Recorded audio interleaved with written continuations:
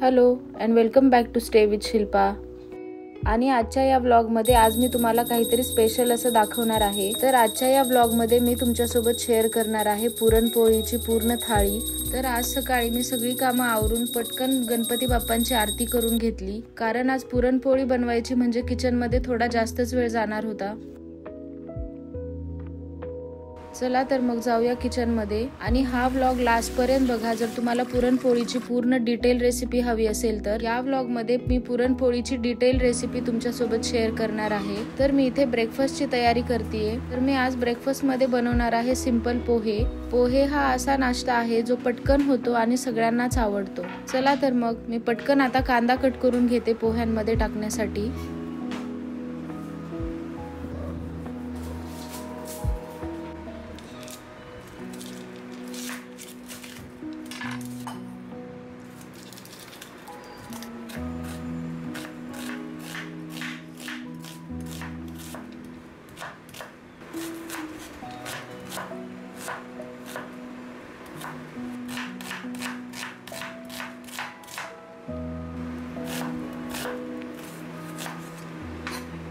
तर इथे माझा कांदा कट करून झाला आहे। आता मी फ्रीज मधून हिरवी मिरची आणि थोडीशी कोथिंबीर काढून घेते।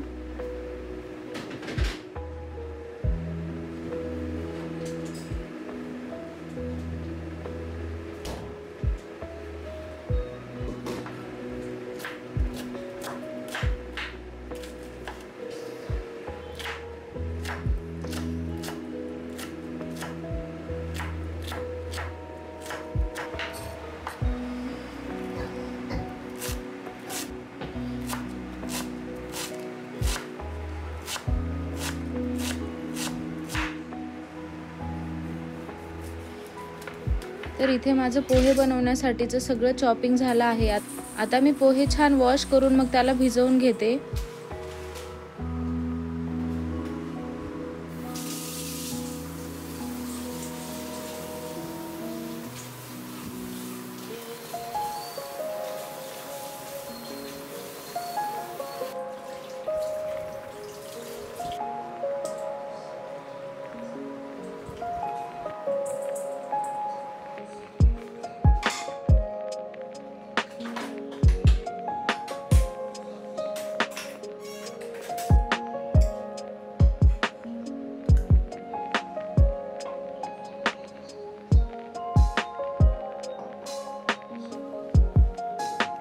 तर इथे मी एका कढईमध्ये थोडंसं तेल ऍड केलं आणि त्यानंतर थोडीशी मोहरी टाकून घेऊया।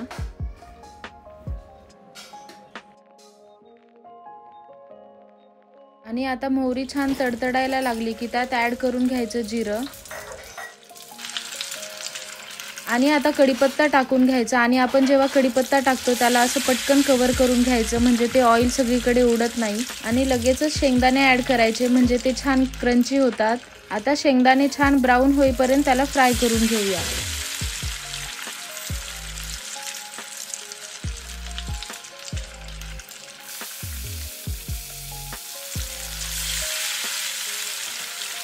त्यानंतर त्यात टाकायची हिरवी मिरची आणि हिरवी मिरचीलाही छान फ्राय करून घ्यायचं। मग टाकायचा कांदा आणि कांदा पण छान सॉफ्ट होईपर्यंत तेलामध्ये परतवून घ्यायचा। आणि कांदा लवकर सॉफ्ट होण्यासाठी इथे मी ऍड केलं आहे थोडंसं मीठ।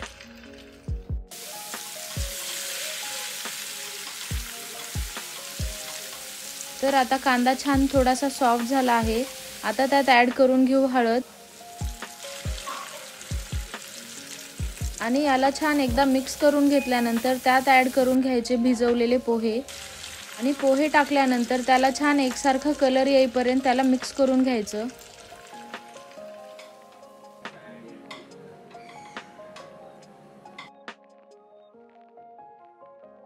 मग त्यात टाकून घ्यायची थोडीशी कोथिंबीर आणि मला थोडं मीठ कमी वाटलं म्हणून मग मी मीठ पण ऍड केलं। आणि मी पोह्यांमध्ये थोडीशी साखरही ऍड करते, म्हणजे थोडी ऍसिडिटी कमी होते आणि पोह्यांना छान टेस्ट येते। तर आता हे सगळं छान मिक्स करून घेऊ आणि पोह्यांना एक 10 मिनिट कव्हर करायचं।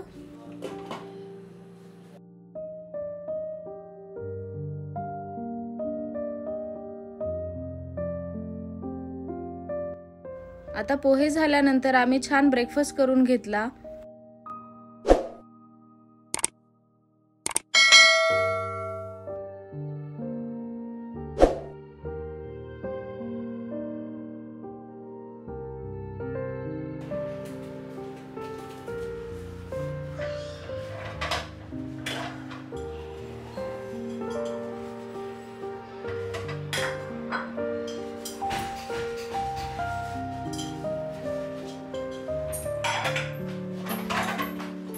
तर इथे मी जे सिरॅमिक्स आणि काचेचे जे बोल्स आहेत ते इथे वॉश करून घेतेय.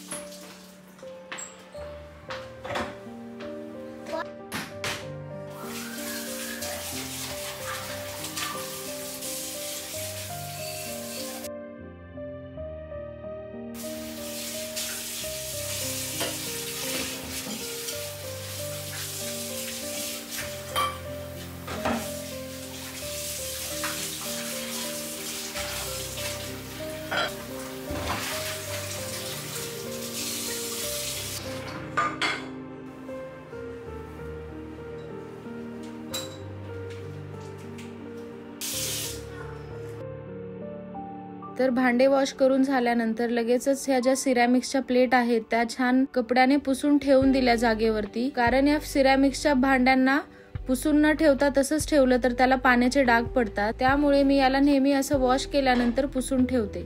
तर आता इथे माझं सगळं काम झालं आहे. आता मला पुरणपोळीसाठी डाळ शिजवायची आहे. तर त्यासाठी अशी डाळ कुठल्याही भांड्याने मोजून घ्यायची. म्हणजे मग आपण जेव्हा साखर ऍड करतो पुरण शिजवते वेळेस तेव्हा त्यात सेम भांड्याने साखर पण टाकून घ्यायची, म्हणजे मग मेजरमेंट परफेक्ट होतं. तर आता डाळ 2-3 वेळा पाण्याने छान वॉश करून घेते. तर डाळ चांगली वॉश केल्यानंतर त्यात ऍड करायचं पाणी आणि मग कुकरचं झाकण लावून याला 4 ते 5 शिट्ट्या होईपर्यंत चांगलं कुक करून घ्यायचं. तर इकडे आपली डाळ शिजते तोपर्यंत मी लगेचच इकडे आमटी आणि भजीची तयारी करून घेते. चला तर मग आता छान चॉपिंग करून घेऊया त्यासाठीच. तर मी आमटीला एक छोट्या साईजचा कांदा टाकणार आहे आणि खोबरं. तर कांदा असा स्लायसेस मध्ये कट करून मग त्याला छान भाजून घ्यायचं.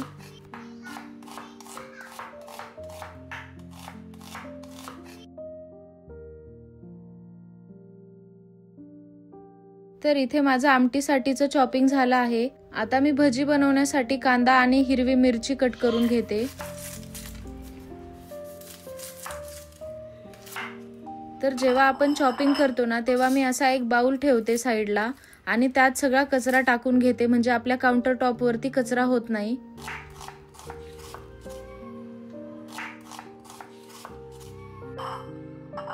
तर आता या बाउल मध्ये कांदा टाकून घेऊ आणि मग आता हिरवी मिरची कट करून घेऊ.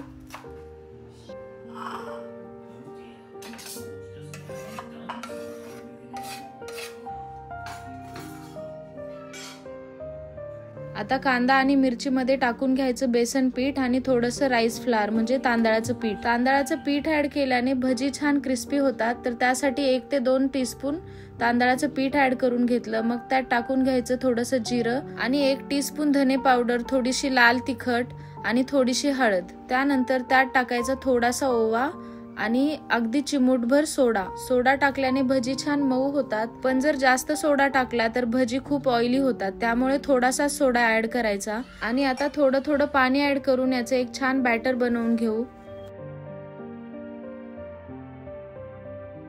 आता इथे एका तव्यावरती मी कांदा आणि खोबरं भाजून घेते थोड्याशा तेलामध्ये. तर आपल्याला इथे खोबरं छान ब्राऊन कलर होईपर्यंत भाजून घ्यायचं आहे. तर खोबरं भाजते वेळेस थोडासा गॅस कमी करून भाजून घ्यायचं, म्हणजे ते एकसारखं छान भाजलं जातं.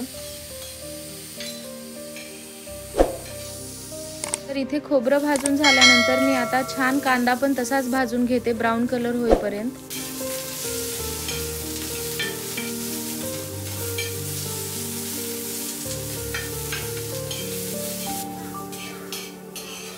कांदा खूप जास्तही ब्राऊन नका करून घेऊ, नाहीतर आमटीमध्ये थोडीशी कडवट चव येऊ शकते. तर इथे छान कांदा आणि खोबरं भाजलेलं आहे. आता याची छान पेस्ट करून घेऊ. त्यासाठी मिक्सर जार मध्ये थोडंसं आलं आणि भरपूर लसूण टाकून घ्यायचा आणि मग त्यात टाकायचं भाजलेला कांदा आणि खोबरं आणि आता याची छान पेस्ट बनवून घेऊया.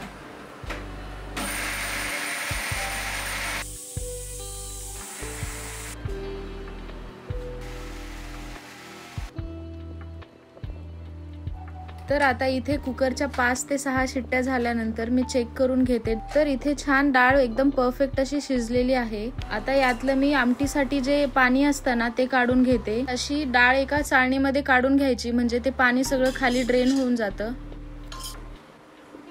तर मला इथे आमटीसाठी थोडंसं डाळीतलं जे पाणी आहे ते कमी वाटत होतं, म्हणून थोडीशी 2 टीस्पून डाळ ॲड केली आणि त्याला छान ब्लेंडरने ब्लेंड करून घेतलं। तर आता आपण या डाळीला एकदा थोडंसं आणखी शिजवून घेणार आहोत, म्हणजे आपल्याला यात साखर ॲड करायची आहे।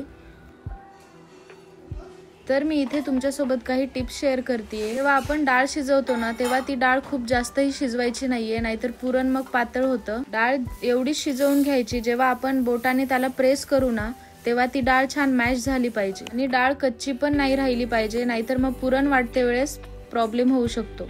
तर आता इथे कढईमध्ये डाळ ॲड केल्यानंतर त्यातलं पाणी थोडंसं इव्हॅपोरेट झाल्यानंतर त्यात ॲड करून घ्यायची सेम क्वांटिटीमध्ये साखर, म्हणजे आपण जेवढी डाळ घेतली होती तेवढीच इथे मी साखर टाकून घेतली आहे। आणि जर तुम्हाला गूळ टाकायचा असेल तर सेम मेजरमेंट यूज करा। अशा काही टिप्स आणि ट्रिक्स जर यूज केल्या तर पुरणपोळी एकदम परफेक्ट बनते। आणि जेव्हा आपण डाळीमध्ये साखर ॲड करतो तेव्हा थोडंसं पातळ होतं पुरण, तर ते कम्प्लिटली नॉर्मल आहे। तर त्याला आता आपल्याला जोपर्यंत ते घट्ट होत नाही तोपर्यंत मिक्स करून घ्यायचं, म्हणजे ते खाली लागणार नाही। तर इथे तुम्ही बघू शकता माझं पुरण किती छान घट्ट झालेलं आहे शिजून। तर इथे कसं ओळखायचं की पुरण परफेक्टली शिजलेलं आहे, तर त्यासाठी असं एक उलथनं घ्यायचं आणि पुरणामध्ये ते असं छान उभं राहिलं पाहिजे, म्हणजेच आपलं पुरण छान शिजलेलं आहे। आणि आता पुरण जोपर्यंत गरम आहे तोपर्यंतच पटकन याला वाटून घ्यायचं, नंतर थंड झाल्यानंतर थोडा त्रास होतो, म्हणजे पुरण थोडंसं कठीण जातं वाटायला, त्यामुळे गरम गरम पटकन याला वाटून घ्यायचं।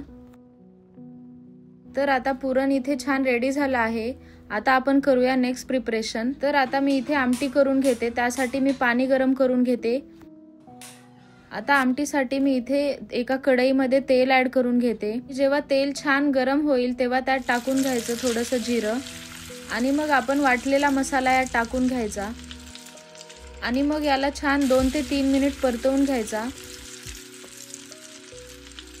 चला तर मग आता यात ॲड करूया काही मसाले। तर त्यात सगळ्यात पहिले मी ॲड करतेय काळा मसाला, थोडंसं लाल मिरची पावडर, थोडीशी हळद आणि 1 चमचा धने पावडर। तुम्ही तुमच्या अकॉर्डिंग यात मसाल्यांची क्वांटिटी कमी जास्त करू शकता आणि जर तुमच्याकडे काळा मसाला नसेल तर तुम्ही यात गरम मसाला पण ॲड करू शकता। आता यात टाकून घ्यायचं चवीनुसार मीठ आणि आता हा मसाला छान फ्राय करून झाल्यानंतर त्यात टाकून घ्यायचं डाळीचं पाणी जे आपण साईडला काढून ठेवलेलं आणि मग यात गरम पाणी टाकून याची कन्सिस्टन्सी ॲडजस्ट करून घ्यायची। त्यानंतर यात टाकायची थोडीशी चिंच। इथे आमटी चांगली उकळून झाली की मी आता गॅस बंद करून घेते आणि याला साईडला काढून घेते। तर आमटी झाल्यानंतर आपण आता छान भजी आणि पापड तळून घेऊया।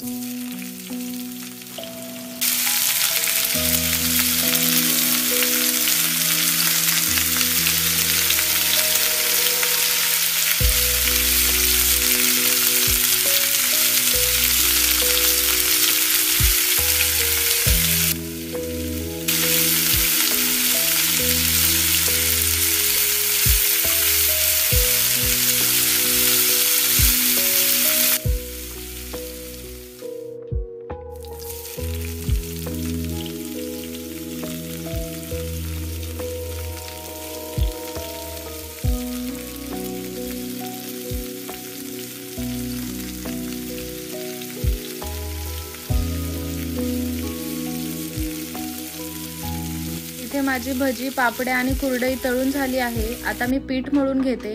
तर आपल्याला पुरणपोळीसाठी थोडंसं लूज पीठ मळून घ्यायचं आहे, म्हणजे आपण रोजच्या पोळीसाठी जे पीठ मळतो ना त्यापेक्षा थोडंसं पातळ पीठ मळून घ्यायचं, म्हणजे आपल्या पुरणपोळ्या छान सॉफ्ट होतील। चला तर मग आता मी पोळ्या करून घेते। तर हे जे मळलेलं पीठ आहे याची अशी एक छान पारी करून घ्यायची मोठी आणि त्यात पुरण भरून मग त्याला सील करून घ्यायचं चांगलं।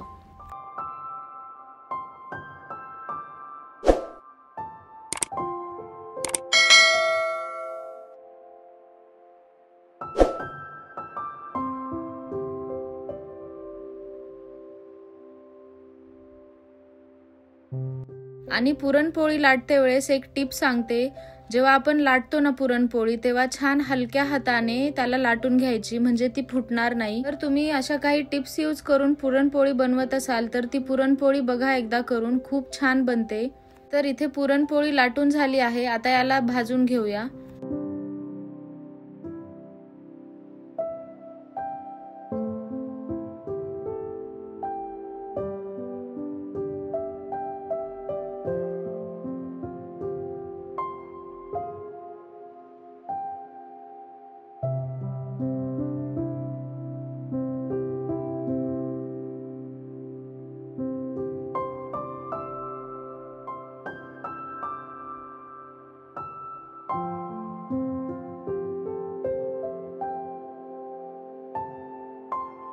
तर तुम्ही बघू शकता पुरणपोळ्या किती छान फुगतायत। तर तुम्ही अशा प्रकारे एकदा पुरणपोळी नक्की ट्राय करा।